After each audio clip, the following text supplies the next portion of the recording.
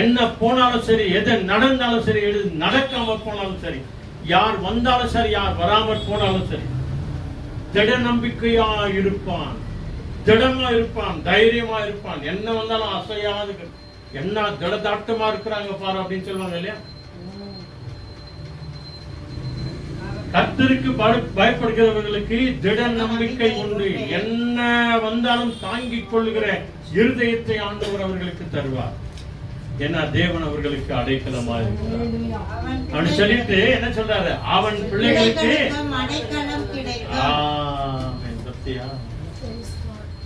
கர்த்தருக்கு பயப்படுகிற அந்த பயத்தின் நிமித்தம், அவருடைய சத்தத்திற்கு செவி கொடுக்கிறது நிமித்தம் நமக்கு ஆண்டவர் திட நம்பிக்கையை தருகிறார். அதோடு கூட நம்முடைய பிள்ளைகளுக்கும் எப்படியா இருக்கிறாராம்? அடைக்கலமா இருக்கிறார். தலைமுறை தலைமுறை வரைக்கும் நம்முடைய பிள்ளைகளுக்கு அடைக்கலம். அனுகூலமான துணையும்